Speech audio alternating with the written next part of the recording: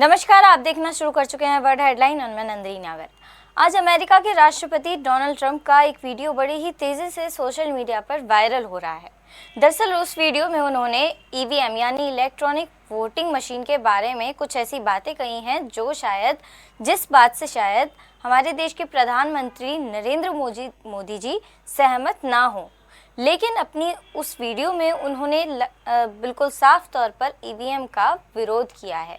उन्होंने कहा है कि ईवीएम वोटिंग के लिए सही चीज़ नहीं है और कंप्यूटर का इस्तेमाल वोटिंग के लिए करना गलत है।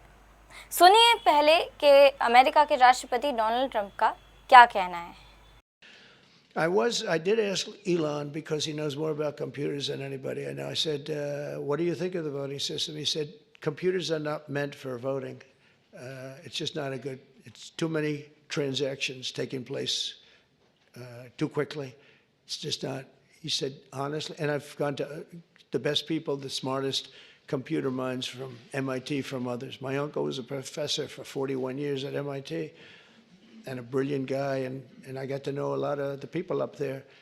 And they will tell you that the most secure way that you can secure the election, and probably the fastest way, because there can be very little hanky-panky, is paper ballots. Can you? America द्वारा भारत को मिलती US add के बारे में आज कांग्रेस के नेता पवन खेड़ा द्वारा कुछ बड़े खुलासे किए गए। जिन खुलासों में पवन खेड़ा जी ने 2021 से 2024 तक मिली भारत को यूएस की तरफ से यूएस एड के बारे में कुछ अहम और महत्वपूर्ण बातें बताई। सुनिए पवन खेड़ा जी ने क्या कहा। अब मैं आपको वो आंकड़े दूं कि यूएस एड से कितना पैसा 2001 से लेकर और 2024 तक आया है, तो आपको बड़ा आनंद आएगा। ये आप ही के एक मीडिया आउटलेट ने इसमें विश्लेषण किया है। यूएस एड ने भारत को कुल 2.9 बिलियन डॉलर्स वितरित किए हैं 2001 से 24 के बीच में। अलग अलग एनजीओस को दिए होंगे, अलग अलग संस्थाओं को दिए होंगे, हम ये मानते हैं। यह औसतन सालाना हो गया 109 मिलियन डॉलर, 119 मिलियन डॉलर्स। ठीक है साहब। इस राशि का 44.4% मोदी की सरकार जब से बनी तब से आया। 44.4% मोदी की सरकार, बीजेपी की सरकार जब से बनी तब से आया। 2001 से 4 के बीच में अटल जी की सरकार थी, 3-4% तब आया। 40% के लगभग हमारे वक्त आया। हम इसीलिए कह रहे हैं श्वेत पत्र निकालिए। कौन कौन सी पॉलिटिकल पार्टी है, कौन कौन से पॉलिटिकल संगठन हैं जिनको यह पैसा गया, वो सबके सामने आना चाहिए। चलिए, एनजीओ को जाता है, हमें समझ में आता है। रिसर्च के लिए जाता है, समझ में आता है। अवेयरनेस बिल्डिंग के लिए जाता है, समझ में आता है। लेकिन ऐसे कौन से राजनीतिक संगठन हैं जिनको यह पैसा गया, ये उस श्वेत पत्र में आना चाहिए। 1/4 हिस्सा इस पैसे का पिछले 4 साल में आया, मोदी जी की सरकार थी। 1/4 of this massive amount came in the last 4 years when Narendra Modi has been the Prime Minister. ये पैसा कहां गया?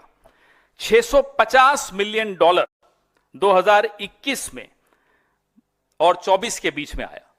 650 million dollars between 2021 and 2024 India में आया है। ये कहां गया? इसका हिसाब, इसका बही खाता इस देश के सामने रखा जाए। आपके दोस्त ने आज कहा है, नरेंद्र मोदी जी, कि उन्होंने आपको 21 मिलियन डॉलर दिए हैं। इसलिए इसका खुलासा अब बहुत जरूरी है। जब 2012 के दौरान अन्ना हजारे का आंदोलन चल रहा था, अपने चरम पर था, एक आदमी यहां एक अपनी पार्टी बना रहा था,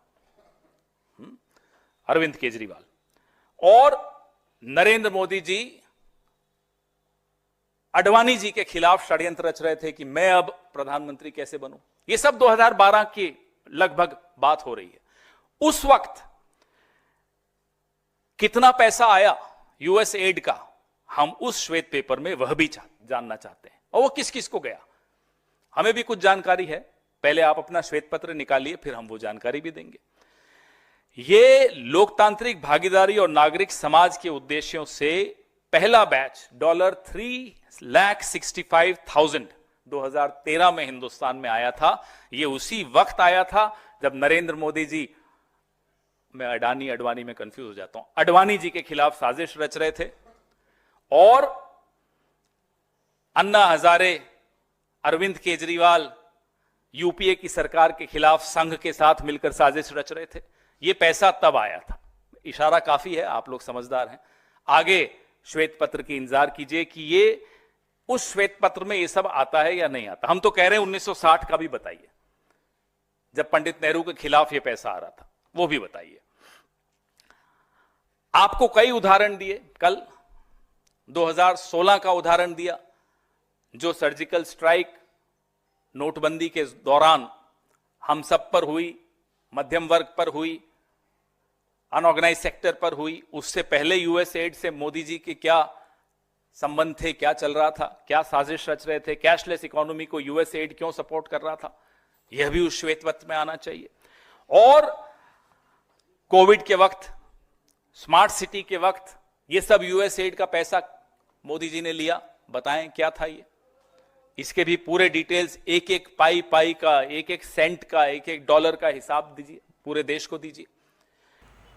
वहीं जम्मू कश्मीर में बढ़ते नशे को लेकर पीडीपी की नेता इल्तिजा मुस्तफा द्वारा आज एक हस्ताक्षर अभियान शुरू किया गया। इस अभियान का मुख्य उद्देश्य पार्टी के विधायक द्वारा पेश किए गए बिल का समर्थन करना और जम्मू कश्मीर में पूर्ण रूप से शराब पर प्रतिबंध करना है। इस विषय पर पीडीपी पार्टी की नेता इल्तिजा मुस्तफा ने मीडिया से बात करते वक्त क्या कहा, सुनिए। हम आज यहाँ एक बहुत सीरियस मुद्दे पे हैं। आपको पता है ड्रग्स और अल्कोहल, नशा, हर एक किस्म का नशा, वो ड्रग्स हो, शराब हो, जम्मू कश्मीर में कैसे आग की तरह फैल रहा है।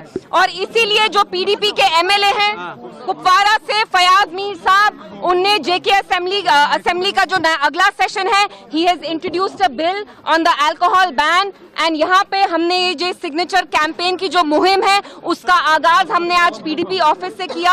आप लोग सब जानते हैं कश्मीर में जो हमारे यंगस्टर्स हैं वो ड्रग्स में जा रहे हैं, शराब में जा रहे हैं, जिसकी वजह से जो हमारी सोसाइटी का फैब्रिक है वो अब कहीं ना कहीं अफेक्ट हो रहा है।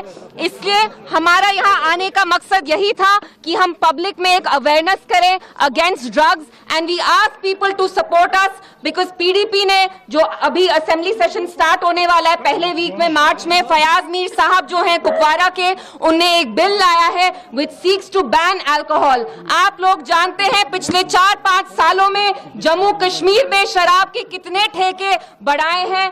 Alcohol is freely available. हमें पता है हमारे जो यंगस्टर्स हैं वो ड्रग्स में भी जा रहे हैं, शराब में भी जा रहे हैं, जिसकी वजह से यहाँ जो फैमिलीज हैं वो टूट रही हैं। हमारा जो मॉरल फैब्रिक है वो कहीं ना कहीं अफेक्ट हो रहा है। इसलिए मैं हमारी जो पब्लिक है उनसे भी गुजारिश करूंगी, पीडीपी ने जरूर ये बिल लाया है, लेकिन हम चाहते हैं कि जो हमारी पब्लिक है वो भी हमारी इस मुहिम में हमारा साथ दे, शाना बशान हमारे साथ खड़े रहे। पीछे जो हमारे सारे वर्कर्स, वॉलंटियर्स आए हैं, मेरा आपको अस्सलाम वालेकुम। मुझे पता है आप लोग मेरा बहुत देर से इंतजार कर रहे थे। और मैं और एक चीज कहना चाहती हूँ, पिछले 4-5 साल में जो जम्मू कश्मीर पुलिस है वो भी बहुत काम कर रही है ड्रग्स की अवेयरनेस को लेके। मैं पुलिस को अब ये भी अपील करती हूँ, मेरी यही इल्तिजा है कि जो अल्कोहल यहाँ जम्मू कश्मीर में इतना फ्रीली अवेलेबल है, कहीं ना कहीं उस पे भी अब क्रैकडाउन होना चाहिए। और जैसे पीडीपी ने ये बिल लाया है, आई होप जो बाकी पार्टीज हैं, बाकी जमात हैं, इनफैक्ट मैं तो कहूंगी NCPC,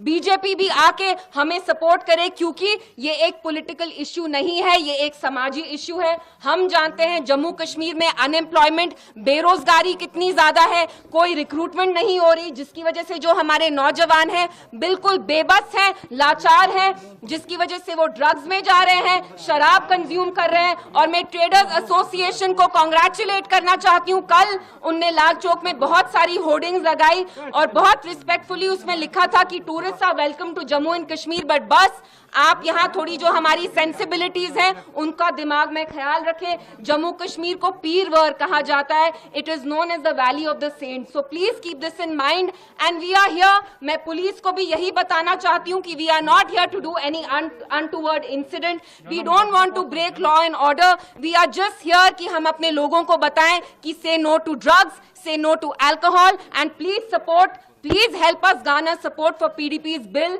in the JK Assembly. PDP ही वो जमात है जिसने यहाँ अल्कोहल का बैन बिल लाया है। तो आई होप जो जम्मू कश्मीर की आवाम है, हर एक तबका हमारे साथ शाना बशान आज खड़े होके हमारे साथ यहाँ आए और यहाँ जैसे मैंने अभी साइन किया, they also start signing and showing their support, so we basically trying to mobilise support. तो मेरा यहाँ जो लोग आए उनको शुक्रिया, आई होप आप भी आके अब यहाँ साइन करें। इस वीडियो में अभी बस इतना ही। आप देखते रहिए वर्ल्ड हेडलाइन। मैं नंदिनी नागर, नमस्कार।